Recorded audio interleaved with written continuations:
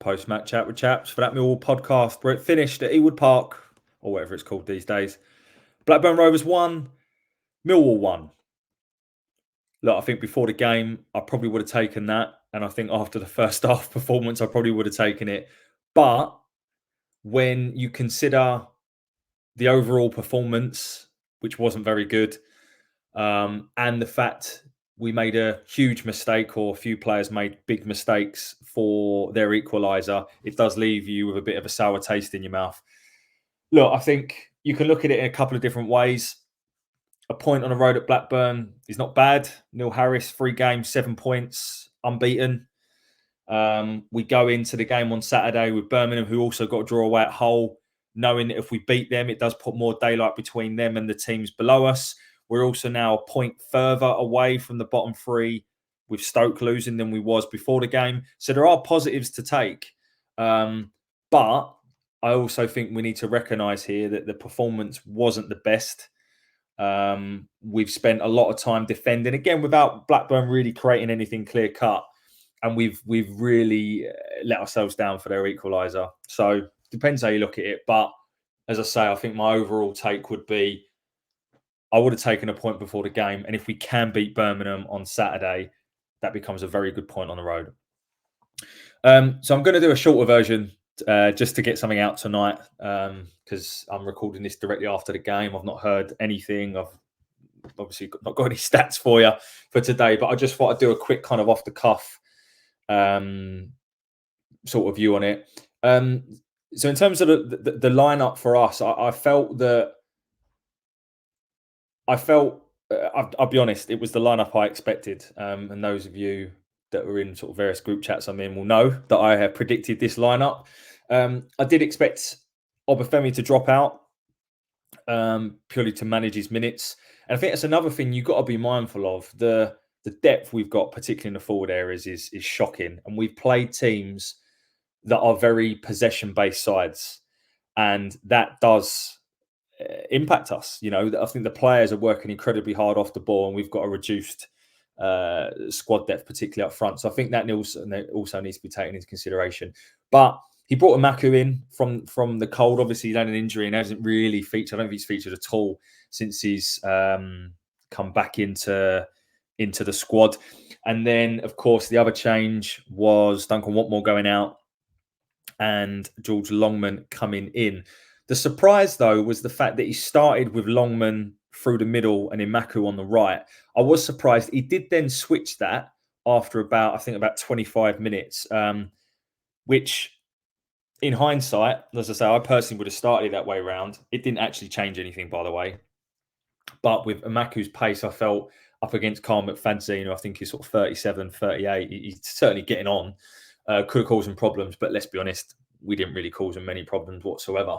For them, they got some good players. I think they spent a lot of money on Dominic Hyam, who is everything that we need in a centre-back, by the way. He's not so bad on the ball. He's fairly agile.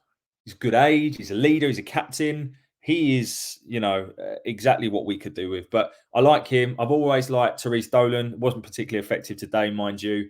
And Sammy Smodgett's top scorer in the league. Obviously goes on to score again today. They have got some very good players. And also like the look of that Sigurdsson. I think he did well against the Stan at the Den. But, I think the game starts, and we did start off just kind of how we meant to go on, which was really shaky. I think in the first minute, really sloppy and hesitant play from Cooper, and they could be in, but thankfully they're not. And that just kind of set the scene. We just never got going, and I think we used to criticise Gary Rowett's football, but tonight was just as bad. And if I recall last season, I could have this wrong, but I'm sure away at Blackburn, I'm sure it was at Blackburn last season.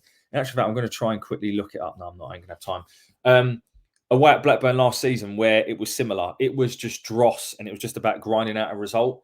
I'm sure it was Blackburn last season. Someone will correct me in the comments. And that was what it felt like. It was one of those games that after about minute 10, you knew we just needed to get something from it, because it was 2 very, very poor sides. Make no mistake about it. 2 very poor sides that deservedly so will be in the bottom 8 this season. for various different reasons. John Eustace plays quite a boring brand of football as well. And obviously Harris is playing poor football. I think there's a lot of people that have started to jump on the whole Harris playing boring football and how bad it is. And look, I don't disagree with you, but what I would say is I couldn't give a monkey's what happens as long as we stay in this league. If that's the football that Neil Harris thinks he has to play with a group of players he's got at his disposal to keep us in the league, fine, do it. And we'll watch it and we'll be bored by it. But as long as we stay in the division. And at the minute, you can't really argue. The man's played 3 games, 2 away from home, obviously 1 at home, and we've got 7 points and we're unbeaten. So you can't really argue. Yeah, all right, the football's horrendous. I get that, and I've seen a lot on socials. But the man is trying to keep us in this division, and if it means we have to play this very negative football to do that, then fine. The other thing that's easy to forget is that although Blackburn aren't the best side in the world, they were 7th before the game, going into the game of the teams with the highest possession in the league. So they are a very possession-based side. So I kind of expected them to have a lot of the ball. The real test in terms of having more of the ball will come on Saturday against Birmingham. But look, the first half, I think we probably had the best chance of the game. I think it was Fleming who arrived at the back post from a corner, good corner from Sav, flick on by Cooper, and then Fleming at the back post. All of this is from memory, by the way, because, as I say, I'm recording this straight after the game. Second half, he makes the change Obafemi for Imaku. I do think, I don't know if it was match sharpness or whatever, but nothing really seemed to work for Imaku tonight. Probably will doing better coming on in the second half against Birmingham to build his match minutes back up. But Obafemi comes on and we take the lead. I can't really remember what minute was it. Was it around sort of 55 possibly? But we take the lead, and to be perfectly honest with you, no one deserved to score up to this point. But Longman does really well to win possession back on the right-hand side. He sort of battles for it. It then it finds its way to Billy Mitchell. Billy Mitchell looks up, plays a quality ball into the box. He's been criticised a lot for actually his creativity, but this is a super ball into the box. Obafemi gets the ball. He kind of uses his strength. I'm going to call him the bodybuilder because I've seen a lot of people say he's too fat. He's just very muscular.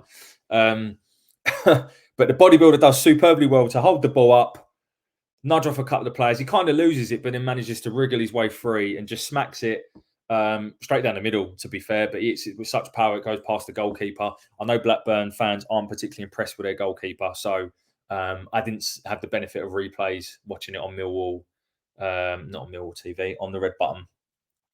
So I can't tell you whether the keeper should have saved it or not. But we take the lead, and I was really pleased for Obafemi because I think he needed to get off the mark, and we need him to be scoring goals and to be firing. And I think it was ultimately the reason he was rested tonight is because I think Harris went into tonight thinking we can get something from the game with him only playing 30, 40 minutes. Probably had to bring him on slightly earlier than he'd like to. And then he starts against Birmingham where hopefully we can go and get 3 points. I genuinely think Harris is just trying to Harris is trying to manage the squad he's got to try and get the most from this set of fixtures. I really think that. And again, we're playing very high possession sides, so the boys are working incredibly hard. How Honeyman has managed 2 sets of 90 minutes with those effort levels, I don't know. So fair play to him. We go 1-0 up, and look, did we deserve to win that game? No, we probably didn't. But we also stupidly shouldn't be gifting them their equaliser. So Saville gives the ball away initially. But then we do win the ball back. Tanganga is down, injured in the middle of the pitch. We win the ball back. Leonard has it. He then passes it to Danny Mack. And then Danny Mack attempts to pass it to Cooper, but passes it way too short. Can't get my words out. He leaves the pass short. It doesn't arrive to Cooper. It goes straight to their player who plays in Sammy Smodits, top scorer in the league, finishes superbly, and it's 1-1. Now, where does the error lie for that? I think ultimately it's just a poor passage of play. I think Saville makes the first cock up. He shouldn't be losing the ball there. Then Leonard could just lever it and get rid of it.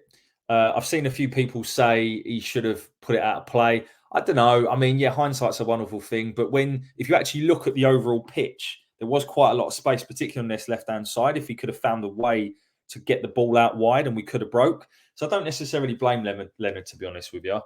And ultimately, Danny Mack should be able to play a 5-yard pass. So to me, between Saville and Danny Mack, we don't even get to that point if Saville doesn't lose the ball in the first place. And then Danny Mack is criminal what he does. I'm not going to be too critical of him because I think he's actually played very well since he's come back into the side overall. And I thought he was okay again tonight, other than obviously the error. But it's just a poor passage of play. We should not be conceding from that position. We've gifted it to them. And that's the thing that's most frustrating, because whilst we probably didn't deserve to win the game, we could have done. Other than that, they didn't really create too much. What I will say is I felt Sarkic had a good game tonight. I felt he come and claimed a lot of crosses. He just filled me with more confidence, to be honest, and he'd be right up there for my man of the match. Other players to note is I thought that Tanganga seemed to throw himself into everything. The fact he was brought down, he was injured twice. One caught him in the face, but I felt he was pretty good and was certainly the better of the two. Cooper looked back to his shaky self, I would say, overall. A couple of good first contacts in the box, but I thought Cooper was shaky. But I would probably just about edge my man of the match to Billy Mitchell. I thought, again, considering now he's been out in the wilderness, he then comes back in, plays 3 consecutive games, in games where he hasn't really got much of the ball. I felt he broke up play a lot. There was a couple of times in the second half the ball come into the box and he was there first to get rid of it. And then, of course, I also think that it was a great ball in the box for the goal. So for that reason, I'm probably going to give man of the match to Billy Mitchell. And yeah, I don't really know what else there is to say. I think we tried to manage the game. And what was quite clear, particularly when Harris went to 5 at the back with Norton Cuffy and Joe Bryan coming on, that we were just trying to see it out. And obviously Harris felt comfortable with that group of players that we could. And we did. And, you know, it does feel like a missed opportunity, given the fact that I think Blackburn are a very poor side. But having said that, I think most Millwall fans before the game would have taken a draw. It's just because you've watched a really boring, mundane performance where we're just not really creating anything. Obviously, we scored a goal, fine. First one from open play under Harris. But we're just not really creating anything. But then at the same time, be careful what you wish for, because we're also pretty defensively solid, other than we make these stupid errors. So a draw is a draw, a point's a point. Obvious statement, of course, but I think we take it and we move on. And now it should all be around getting and picking a lineup that we think can go and beat Birmingham on Saturday, because that is a huge game now. And I'd encourage everyone to try and get down there and support this team to get them over the line, and to not get on the backs for the boring football. It is needs must. And like I said earlier, I'm convinced Harris is looking at this group saying, what style, what way of playing do I need to get through to these lads that keeps them in this in the league? You can't tell me that Harris is looking at this thinking that we played particularly well and it's exciting from his perspective. Be interesting to see what he says in his post-match. So look, that's it. I think I would summarise by saying I'd have taken it before the game. Disappointing, given the manner in which we went 1-0 up and then we gifted them their goal. Defensively sound, but 2 very poor sides that I think for different reasons will quite rightly be in the bottom 8. And it becomes a good point if we can win against Birmingham on Saturday, which becomes a huge 6-pointer. Obviously, we'll have one eye on the games for QPR and Huddersfield tomorrow. QPR got West Brom and then they got Middlesbrough, who have been a bit shaky on Saturday. I'm not quite sure who Huddersfield are playing. There we go. I'll leave it there. Just a quick one, just to get something out. Let me know what you thought. Let me know who your man of the match was. It's difficult in a game like today, isn't it? But yeah, as I say, I think I just give it to Billy Mitchell. And I'll leave it there. See you down the Den on Saturday. Oh, by the way, just to close out, the 338 that went there tonight, fair play to you. we could hear you as well. So fair play. You made a lot more noise than 338. I'll see you down then on Saturday. Enjoy the rest of your week. Thanks for listening as always. Bye for now.